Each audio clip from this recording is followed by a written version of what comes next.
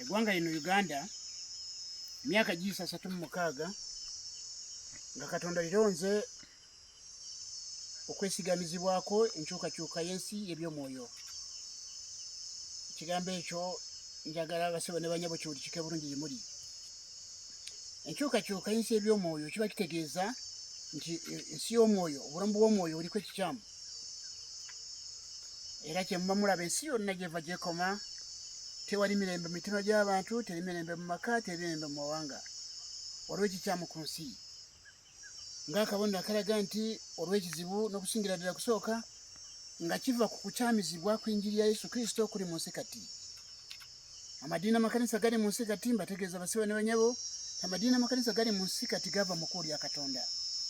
Kyeva mulaba amadiini nga mu Uganda n'amakanisa abakkiriza Yesu Kristo bonna bajjudde enjawukana z'obukyayi.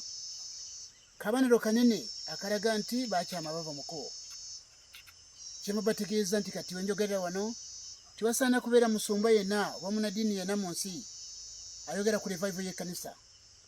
Kuba teri muntu n'omu, teri muntu akkiriza Yesu Kristo kati asobola okwogera enkyukakyuka y'ebyomwoyo nga tasoose kulaba ekibi ky'enjawukana ekiri mu bo. Mu Uganda mukiraba madiini gonna kuva ku Katuliki, Protestanti, bw'olaba enjawukana zaabwe nga bwe zaatambula ne leero n'otundulira amakanisa gonna nga bwe gali, abasumba nga bwe bayimiridde, enjawukana z'obukyayi zeetoolera mu bo muziraba. Buli muntu agalina ekkanisa yange, mulagamba alina ekkanisa yange. Amakulu gaakyo nti enjiri ya Yesu Kristo yeereeta ku nsi si yeriko. Kyeva mulaba ensi yonna etabuse. Teri mirembe, mugezaako okutetenkanya, amawanga gagezaako okutuula ofofofo, UN etuula naye tesobola kuggyawo embeera eno kubanga ekizibu kiri wakati w'ensi eno ne Katonda. N'ekyo basebo ne banyabo ekitiibwa Katonda kyawa Uganda 1948 yassa obuwandiisi buno ku nsi. Obuwandiisi buno naweebwa mbategeeza ate bwe mbanjira ku buwandiisi saagala mundabire mu kiti kya abanoonya ssente basebo ne banyabo bampuliriza. Sinda kye mbeetaagako mwena abampuliriza. Kaabaani sinda kye mwetaagako nimba ssente nedda. Ebyo Katonda ebintegekera n'amala. Tikineetaagisa ate okusaba abantu ssente njogere ku nsi n'ekkanisa oba n'abakkiriza Yesu Kristo nga bw'ayimiridde. N'ekyo mbategeeza kati ku ssaawa eno nti revival y'ensi tewali muntu yenna ateekeddwa okugyogerako nga tanalaba kibi ky'enjawukana ekiri mu bagolozi ba Yesu Kristo bali mu nsi. Buli abasumba boogera ku revival nedda. Banadiini boogera ku revival y'ekkanisa nedda. Mulaba ekibi ky'enjawukana ekiri mu mmwe ng'akabonero akalaga nti okwagala kwa Katonda tekuli mu mmwe. Eteeka Yesu Kristo yabaligira okwagala mwekka na mwekka iyo teeka teribafuga. Eteeka teribafuga. Obumu Yesu bwe yagala mu kanisa ye temubulimu. Temutabaganye, temulina mutima gumu n'emmeeme, temulina kamwa kamu, temulina kusalawo kumu, temulina bigendererwa bimu. N'ekyo kaakati ekiri mu nsi abanaayamba abasumba ne banadiini banayamba ekisooka kwe kukkiriza nti waliwo ekikyamu ku nsi. Amadiini amakanisa gali mu nsi kati malwadde gonna. Bakkirize nti baakyama. Ekyo kyeddaala erisookeredera mu nsi eno yonna. Abasumba bali mu Uganda ne mu mawanga mangi baafuna ebiwandiiko byange emyaka 36 giyise, mu myaka 36 wadde mu Bulaaya wadde mu Amerika. Abo bonna abasumba bemuwadde mu Kampala Benny Hinn, ezo ebiwandiiko byange byabasangadde mu Amerika. Bano Morris Serro ebiwandiiko babifuna dde byange kuva wano ku nsozi Kitongo. Mu Kenya ebiwandiiko webiri abazungu baddugavu bye badde banziramu wano biri wano basebo ne banyabo. Mujja kubanga mutambula mujje mulabe ekyentegeeza. Ensi tesobola kufuna kalungi konna, tesobola kuteerera okutuusa nga revival y'ekkanisa oba enkyukakyuka y'ensi y'ebyomwoyo ekoleddwa. N'olwekyo mbategeeza nti ekiriwo kati wenjogera wano muno mwetegereze, muleme kubuukabuuka nnyo basebo ne banyabo, muleme gupaala naye mwetegereze obuwandiisi buno bugamba ki. Musobole kutambula, musobole kulaba nti ensi eno kyeyeetaaga kyakuva eri Katonda so si bantu. Bino byobufuzi bimwogerako mbadde mbyogerako bulijjo tebirina kye bijja kubeeta okugyako obukyayi. Ate mbadde mbategeeza abantu bali madiini amakanisa be bali mu byobufuzi bino bajjudde obukyayi, bajjudde obulabe, bajjudde obulabe butagambika. N'ekyo kyo kiraga nti amadiini amakanisa gali mu nsi gonna malwadde. Tewali bulamu era tewasaana kubeera nga bwe bategeezeza omusumba yenna mu nsi, munadiini yenna mu nsi abeera n'ategeeza nti asobola okuleeta revival kubanga atalaba kibi ky'enjawukana. Era bw'osoma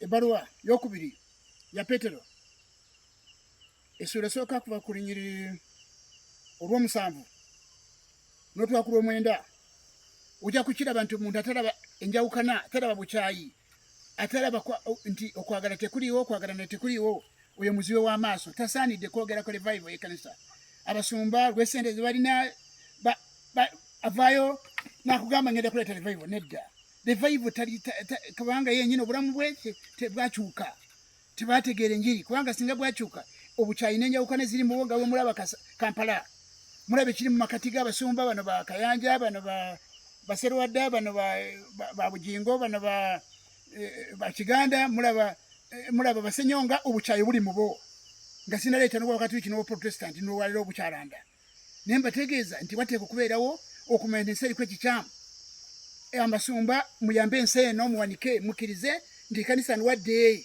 si bya leero saagala muneekwaze sina kye mbeetaagako ajja wano sina 10 kye mwetaagako mutegeeze abantu bakujja kuyiga revival y'ensi eneetambula etya kubanga nze naweebwa enjiri Uganda gye neeteeka mu mawanga amalala gye neetwala mu mawanga gonna nze nagiweebwa mugyekenenye mugikebere muleme kugulowooza nti ebintu byagusaaga ensi mugiraba yongere kwevuluga amaka gonna amafu bufumbo bufuuli kintu kifu kakati mulowooza amadiini n'amakanisa gaali badde singa ga Katonda singa bufumbo bulamu naye mulaba obufumbo bw'amadiini n'amakanisa mulaba bonna ensi yonna esinda abazungu basinda amawanga gonna gasinda so lwekyo mbegayiridde mugobere revival enkyukakyuka eby'omwoyo ereeteddwa obuwandiisi buno naye tebabeera alimba mu nsi mu ggwanga lino nti ate agenda kuleeta revival yennyini nga talaba kibi kyanjawukana ekiri mu ye talaba nti kwagala kwa Katonda tekuli mu ye talaba nti iteeka lya Yesu Kristo yabaligira teribafuga talaba nti omu Yesu bwe yayagala tebuliwo n'ekyo basebo ne banye bampuliriza mugobere obuwandiisi buno